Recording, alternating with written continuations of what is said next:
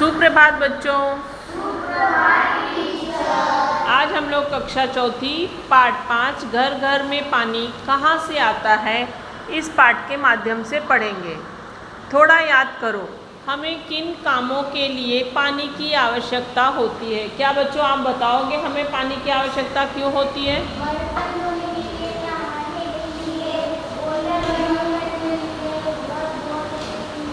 Very good. और कोई बताओ? पीने के लिए। Very good. ये देखो आप लोग जो जो बोल रहे मैंने लिख दिया। पानी की आवश्यकता क्यों होती है ये आप लोग भी अपनी उत्तर पुस्तिका में लिख लो, ठीक है। उसके बाद आता है नीचे दिए गए चित्रों में पानी संचित करने वाले बर्तन दिखाए गए। संचित मतलब इकट्ठा करने वाले। जो बरसात के समय पानी आसमान से गिर रहा है धरती पे, उसे इकट्ठा कैसे करें। उनमें से वर्तमान समय में कौन से बर्तन उपयोग में लाए जाते हैं, जैसे कि ये पहला मटका नल वाला, दूसरा ये सारे बर्तन हम देखते हैं। आज के समय में भी इन सब बर्तनों का उपयोग होता है ना पानी इकट्ठा करने के लिए। Very good. अब पूछ रहे हैं ये बर्तन किन पदार्थों से बने हुए हैं, मतलब किस चीज़ का उपयोग करके उसे बनाया गया है। तो देखो मैंने उत्तर लिख दिया है, आप भी लिखिए। ये बर्तन मिट्टी, प्लास्टिक, तांबे, पीतल और स्टील के बने होते हैं। पानी के बर्तन पर ढक्कन और टोटी होने से क्या लाभ होता है। ये देखो पानी के बर्तन पे ये प्लेट से ढका गया है ना बर्तन से, और ये टोटी जहाँ से पानी निकलने का रास्ता है। ये देखो यहाँ पे ये टोटी बनाई गई है। इसका उत्तर मैंने लिख दिया है, आप भी लिख लो। पानी के बर्तन पर ढक्कन और टोटी होने से पानी गंदा नहीं होता। पानी का अपव्यय मतलब पानी बर्बाद नहीं होता। जितनी ज़रूरत होती है उतनी पानी लेकर हम टोटी बंद कर सकते हैं। पानी की ठंडक बनी रहती है। पानी ढका रहेगा तो पानी ठंडा भी रहता है। हमें पानी की निरंतर आवश्यकता पड़ती है। आवश्यकता अनुसार पानी मिलता रहे उसके लिए उसे घर में संचित करके रखना पड़ता है, मतलब इकट्ठा करके रखना पड़ता है। बहुत पहले पानी के संचय के लिए पीतल अथवा तांबे के हंडों, कलशों और मिट्टी से बने घड़ों का दैनिक जीवन में उपयोग किया जाता था। इसके अतिरिक्त घर घर में हौज, टंकियाँ भी बनाई जाती थी, परंतु वर्तमान समय में पानी का संचय करने के लिए प्रायः इस्पात या तथा प्लास्टिक के बर्तनों और वस्तुओं का उपयोग किया जाता है। पीने के पानी, पेयजल के प्रति सावधानी। उत्तम स्वास्थ्य के लिए पानी का अहानिकारक होना आवश्यक है। यदि हम दूषित पानी पीते रहें तो उससे रोग होने की संभावना बढ़ती है। इसलिए पीने तथा भोजन बनाने के लिए पानी का संचय करते समय विशेष सावधानी रखी जाती है। पीने के पानी तथा भोजन बनाने में उपयोगी पानी के बर्तनों को हम ढक कर रखते हैं। ऐसा करने से पानी में धूल, मिट्टी तथा कचरा इत्यादि नहीं गिरता। बर्तन में हाथ डुबाकर पानी निकालने से हाथों में लगी गंदगी पानी में पहुंच जाती है। इसलिए बर्तन में से पानी निकालने के लिए लंबे हत्थे वाले कलछे का उपयोग किया जाता है। ये देखो ये बच्चा लंबे हत्थे का कलछा उपयोग कर रहा है ना। पानी निकालने के बाद उस पर तुरंत ढक्कन रख देते हैं। परंतु पानी के बर्तनों में से पानी निकालने की सबसे उत्तम विधि है बर्तन को सही स्थान पर टोटी लगाना। ऐसा करने से पानी की बर्बादी नहीं होती और पानी निकालना भी अधिक आसान होता है। किसी बर्तन का पूरा पानी समाप्त हो जाता है, तब उसमें फिर से पानी भरने से पहले उसे अच्छी तरह धोकर स्वच्छ करते हैं। जब हम ऐसी सावधानी रखते हैं तब पीने का पानी स्वच्छ बना रहता है। पानी बासी नहीं होता। पानी कभी भी बासी नहीं होता। हम लोग बॉटल में पानी बच जाता है, मटके में बच जाता है तो क्या करते हो, गिरा देते हो ना, फिर नया भरते हो दूसरे दिन। तो ये पानी की बर्बादी है। घर में पिछले दिनों भर कर रखा गया पानी कुछ लोग अगले दिन फेंक देते हैं। इसके बाद दूसरे दिन फिर से बर्तन में पानी भरते हैं। उन्हें लगता है कि पानी बासी होता है, परंतु यह समझना पूर्णतः गलत बात है। पानी फेंकने का अर्थ है अच्छे पेय पानी को व्यर्थ करना। पानी गंदा हो जाए तभी पीने के अतिरिक्त दूसरे काम में उपयोग करो। जैसे पेड़ पौधों में डाल दो पानी, नहाने में यूज़ कर लो, चावल दाल धोने में, भाजी धोने में, है ना। थोड़ा सोचो, पानी भर कर रखने के लिए इस्पात तथा प्लास्टिक के बर्तनों को लोग अधिक क्यों पसंद करने लगे हैं, बताओ। पहले तो तांबा पीतल का बर्तन में पानी भरा जाता था, मिट्टी के घड़े में। अब लोग प्लास्टिक की बोतल ले रहे हैं, प्लास्टिक के डब्बे में पानी भर रहे हैं, प्लास्टिक की टंकियाँ ऊपर बिठा रहे हैं। क्यों? हाँ, तो पहले तो पीतल तांबे में भरते थे, अब प्लास्टिक में क्यों भर रहे हो? सोचो सोचो, बोलो। पीतल तांबा महंगा हो गया है, इसलिए प्लास्टिक सस्ता है ना, इसलिए हम प्लास्टिक में भर रहे हैं। लेकिन प्लास्टिक बहुत नुकसान करता है। जब भी मम्मी पापा के पास पैसे आए तो आप उन्हें कहो पापा पीतल या तांबा नहीं खरीद सकते तो हमें मिट्टी के घड़े में पानी भरना चाहिए, ठीक है। पीतल तांबे की बोतल नहीं ले पा रहे तो स्टील का बोतल लो, लेकिन प्लास्टिक को मत यूज़ करो। प्लास्टिक बहुत नुकसान पहुंचाता है, उससे बहुत प्रकार की बीमारियां होती हैं। पहले के ज़माने में कोई हॉस्पिटल में जाता था क्या? सब लोग नदी का खुला पानी पीते थे, मिट्टी के घड़े का पानी पीते थे और स्वस्थ रहते थे। आज हम सब क्यों बीमार हो रहे हैं? क्योंकि हम प्लास्टिक का उपयोग ज़्यादा करने लगे हैं। प्लास्टिक की प्लेट में खाना खाते हैं, प्लास्टिक के बोतल में पानी भर के पीते हैं, प्लास्टिक के कप में हम चाय पीते हैं, प्लास्टिक में तुम्हारा पार्सल आता है। कोई भी भैया, चाय वाले भैया, भाजी वाले, दाल वाले, रेस्टोरेंट में कहीं पे भी तुमको हर चीज़ प्लास्टिक में मिल रही है। से नो प्लास्टिक बोलोगे ना, आज से मम्मी पापा को समझाओगे ना। सारी बीमारी किस में है? प्लास्टिक। हाँ, आज के बाद हम अपने घरों से प्लास्टिक निकाल के फेंक देंगे। स्टील की टिफ़िन लेंगे चलेगा, मिट्टी की लेंगे चलेगा। हम पीतल तांबा नहीं खरीद सकते, स्टील तो खरीद रहे हैं ना। हाँ, मिट्टी तो खरीद सकते हो ना, मिट्टी तो सस्ती है। मिट्टी के प्लेट में खाना खाओ, मिट्टी के कुल्हड़ में चाय पियो, है ना। यह एक प्रयोग है। यह प्रयोग किसी बड़े व्यक्ति की सहायता से करो। प्लास्टिक की एक बोतल लो, उसके ऊपर सुंडाकार भाग में काट दो। ये देखो, उस बोतल में चारों ओर तथा तली से थोड़ा ऊपर 4 छिद्र बनाओ। अब एक खाली रिफिल लेकर उसके चारों ओर छोटे टुकड़े करो। ये देखो बच्चों, मैंने आप लोगों ने ये सब बना दिया है ना।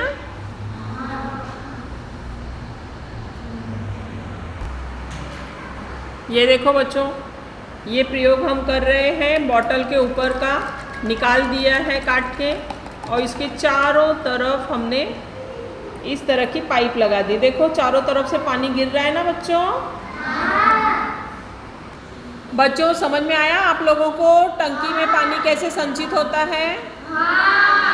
अब वो पाइप से पानी 4 जगह जा रहा है ना। मुलुंड, थाना, भांडुप, विक्रोली सब जगह पानी पहुंचेगा। ये देखो, ये बड़ी टंकी दिख रही है आपको नीचे। ये ऐसे ही टंकियों में पानी, बारिश का पानी संचित किया जाता है फिर उसे शुद्ध करके पाइप के द्वारा अलग अलग स्थानों पर भेजा जाता है। समझ में आया? मकानों और बड़ी इमारतों की छतों पर सीमेंट अथवा प्लास्टिक की बड़ी बड़ी टंकियां बिठाई जाती हैं। नलों की सहायता से इन टंकियों का पानी उस मकान या इमारत के स्नान घरों, रसोई घरों इत्यादि तक पहुंचाया जाता है। नलों में टोटियां लगी होती हैं जिससे जितना पानी चाहिए उतना पानी लेने के बाद टोंटी बंद करें और पानी बर्बाद न हो। ऐसी व्यवस्था करने पर एक ही इमारत की एक ही टंकी का पानी एक साथ कई स्थानों पर मिल जाता है। ये देखो बच्चों, यहाँ पे बताया है, ये देखो ये टंकी है। टंकी जो बिल्डिंगों में ऊपर लगाए जाते हैं, बिल्डिंगों में या घरों में, ये देखिए। फिर ये पाइप है, पाइप के द्वारा अलग अलग बिल्डिंग में, ये देखो वॉश बेसिन में, किचन में, अलग अलग जगहों पे ये पानी पहुंचाया जाता है नल के माध्यम से। ठीक है। अब यहाँ पे पूछ रहा है घर का प्रत्येक व्यक्ति अपना भोजन स्वयं बनाएगा, ऐसा नियम हो तो कौन सी अड़चन आएगी और कौन से लाभ होंगे। ये देखो मैंने उत्तर लिख दिया, आप भी लिखो। भोजन की सामग्री अधिक लगेगी, तेल, मसाला, गैस का अपव्यय होगा, समय और श्रम का नुकसान होगा। यदि प्रतिदिन के लिए आवश्यक पानी परिवार वालों को नदी से लाना पड़ता हो तो कौन सी अड़चन आती होगी और कौन से लाभ होते होंगे। यहाँ पे मैंने उत्तर लिखा है बच्चों, आप लोग लिख लो। लाभ, सभी अपनी अपनी पसंद का, सॉरी ये पहले ही प्रश्न का उत्तर है बाबू। ये देखो कौन से लाभ होंगे। जब प्रत्येक व्यक्ति अपना अपना भोजन स्वयं बनाएगा तो लाभ कौन से होंगे। सभी अपनी अपनी पसंद का भोजन प्राप्त करेंगे, सभी स्फूर्तिवान रहेंगे, अपना काम स्वयं करने और जल्दी करने की आदत बनेगी। अब नेक्स्ट क्वेश्चन, यदि प्रतिदिन के लिए आवश्यक पानी परिवार वालों को नदी से लाना पड़े तो कौन सी अड़चन आती होगी, कौन से लाभ होते हैं। पहले हम अड़चन देखेंगे। ये देखो अड़चन क्या क्या मैंने देखा, आपको और अड़चन समझ में आ रही होगी बच्चों तो वो भी लिखिए। समय और श्रम नष्ट होगा, अगर नदी से पानी ले जाओगे तो स्कूल कब आओगे, मम्मी पापा अपने काम पे कब जाएंगे, पानी भरते रह जाएंगे नदी से। गंदा पानी मिलेगा, नदी में तो जानवर भी पीते हैं, पक्षी भी पीते हैं, तो वो पानी गंदा हो जाता है, पानी का अपव्यय होगा। नदी से पानी भर भर कर लाने में पानी छलक छलक के गिरेगा भी तो पानी भी बर्बाद होगा। जंगली जानवरों का डर बना रहेगा, इंसानों का भी डर रहेगा, कोई चोर ना आ जाए, कोई जानवर आके खा ना जाए नदी के पास पानी भरने जाओ, तो ये सब खतरे हैं। लाभ, अगर नदी से पानी लेने जाना पड़ा तो लाभ क्या रहेंगे। पानी का बिल नहीं भरना पड़ेगा, सबसे बड़ा लाभ हो जाएगा पानी हमेशा मिलेगा, नल में पानी कभी जाएगा ही नहीं क्योंकि नदियाँ तो हमेशा भरी रहती हैं। बंद चालू का भय नहीं रहेगा, है ना लाभ भी। गांव के पानी की आपूर्ति, गांव में पानी कैसे पहुंचता है बच्चों। तालाब, नदियों और बांध इत्यादि पानी के स्रोत हैं। ये रहा बांध, वहाँ से सीधे पानी लेकर आने में कठिनाई होती है। इसके अतिरिक्त इन स्रोतों का पानी जैसा का वैसा घर में पीने के लिए उपयोग में लाया जा सकेगा। इससे आश्वस्त कराना संभव नहीं, इसलिए गांव के समीप का कोई बड़ा स्रोत देखा जाता है। किसी नहर अथवा बड़े जलवाहक की सहायता से संपूर्ण गांव के लिए एक ही स्थान पर पानी लाया जाता है, उसे वहां पीने के लिए अहानिकारक बनाया जाता है। इसे जल शुद्धिकरण कहते हैं। जल शुद्धिकरण केंद्र से सब लोगों तक पानी की आपूर्ति करने के लिए सुविधा की जाती है, इसे जल वितरण कहते हैं। पानी से भरी हुई बाल्टी में पिचकारी डुबोकर हम पानी लेते हैं, उस समय पानी के बहने की दिशा कौन सी होती है बच्चों, जोर से बोलो। हाँ, सामने की तरफ पानी फेंकेगी ना पिचकारी। ऊंचाई पर लगी टंकियाँ। हम जानते हैं कि पानी अपने स्तर से निचले स्तर की ओर बहता है, परंतु यदि ऊपर ले जाना है, चढ़ाना है, ये देखो बच्चों, यहाँ पे टंकी है, पानी तो नीचे रहेगा ना नदी तालाब में। यहाँ से ये देखो, ये बीच में बना हुआ है ना पिलर जैसा, इसी से पानी ऊपर यहाँ टंकी पे हमको इकट्ठा करना है पूरे वर्ष भर के लिए। उसके लिए एक विशेष प्रकार के यंत्र की सहायता लेनी पड़ती है। इस यंत्र को जो पानी ऊपर की ओर प्रवाहित करता है अर्थात चढ़ाता है, उसे मोटर पंप कहते हैं। नाम सुना है मोटर पंप का? Very good. मोटर पंप चलाने के लिए डीजल या बिजली का उपयोग करते हैं। बिजली की खोज होने से पहले पानी को अत्यधिक ऊंचाई पर ले जाना संभव नहीं था, परंतु आज बिजली से चलने वाले यंत्र की सहायता से हम ऊंचाई तक पानी ले जा सकते हैं। इसलिए अब ऊंची टंकियों में पानी संग्रहित किया जा सकता है। वहाँ से लंबी दूरी के गांव अथवा शहरों का पानी की आपूर्ति की जा सकती है।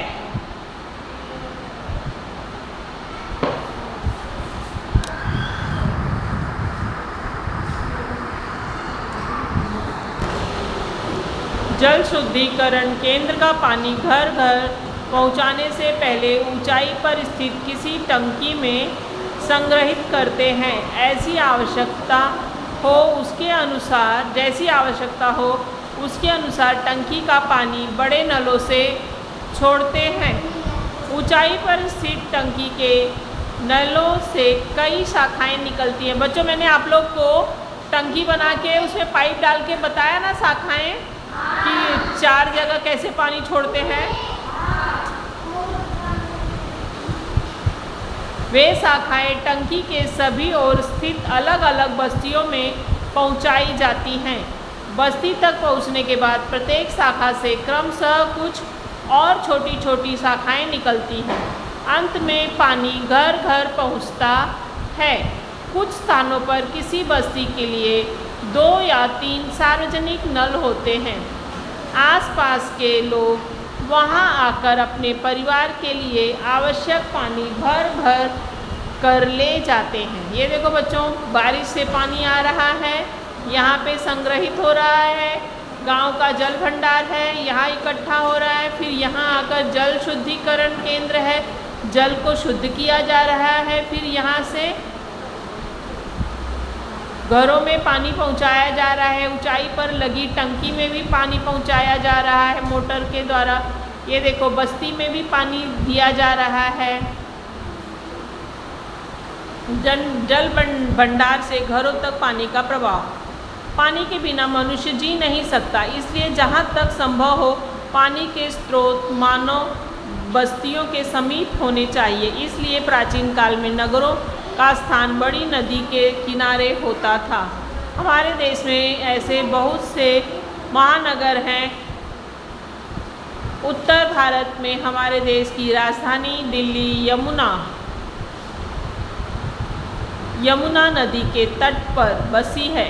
बिहार में गंगा नदी के तट पर, पटना और महाराष्ट्र में गोदावरी नदी के तट पर नासिक शहर बसे हैं, जो इस प्रकार के प्राचीन नगरों के उदाहरण हैं।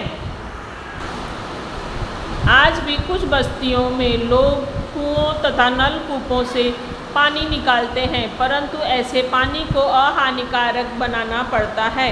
यदि कुएं का पानी पीने के लिए हानिकारक होने की संभावना हो तो उसे उबालकर ठंडा होने पर पी सकते हैं।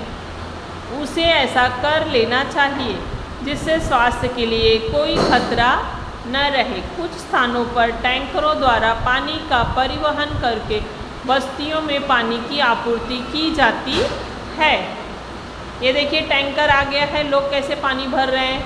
ये देखो, बगल के चित्र में कुएं से पानी लोग भर रहे हैं, अपना अपना काम कर रहे हैं। तुम्हारे घर में प्रतिदिन कितना पानी लगता है बच्चों? सोचो और बताओ। प्रतिदिन लगने वाले पानी को कौन भरता है वो भी बताओ। अपने घर की एक खाली बाल्टी लो, उसे उठाकर उसके वजन का अनुमान लगाओ। अब उस बाल्टी में आधा भाग पानी भरो। अनुमान करो कि कितनी भारी हो गई।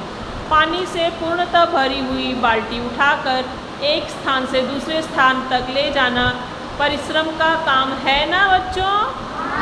अब नल में पानी आ गया तो आराम हो गया ना? अब सोचो कि तुम्हारे घर में प्रतिदिन ऐसा कितनी बाल्टी का पानी लगता है। अब तुम्हें अनुमान होगा कि इतना पानी प्रतिदिन भरने के लिए कितना परिश्रम करना पड़ता है।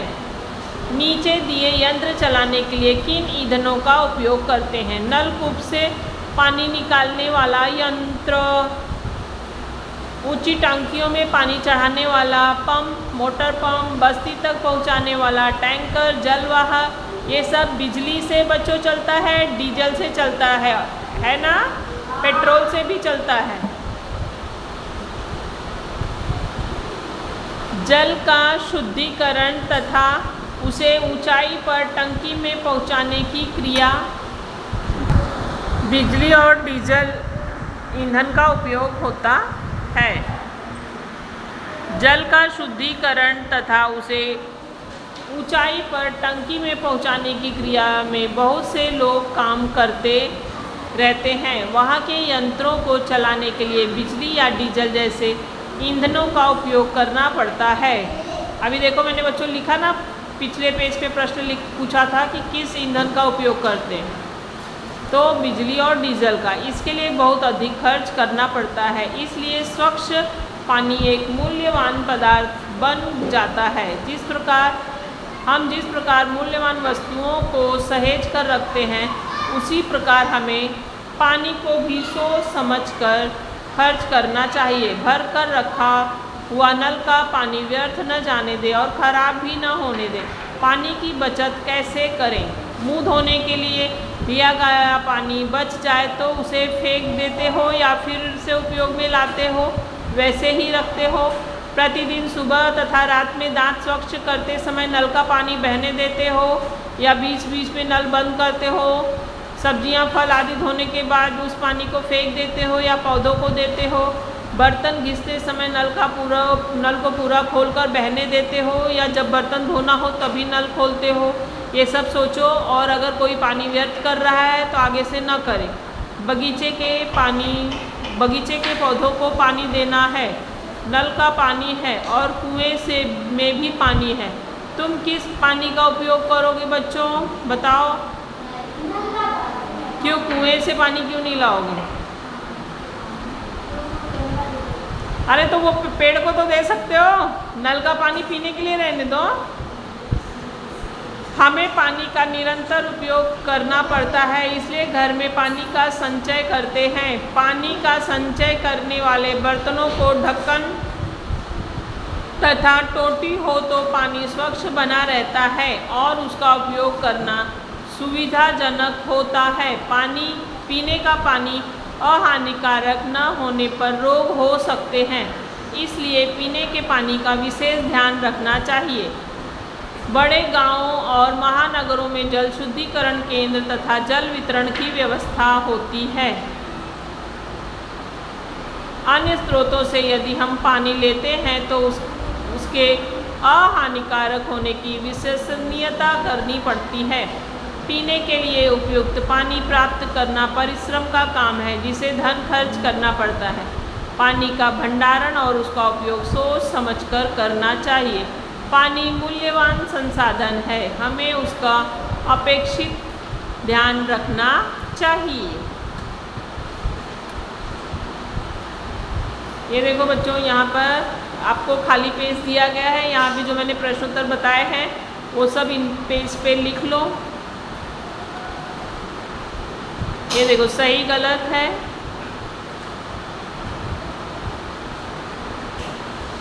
अपनी उत्तर पुस्तिका में ध्यान से लिखो और ये ड्राइंग बनाओ बच्चों, जिससे आपको समझ में आए कि पानी कैसे पहुँचता है। धन्यवाद।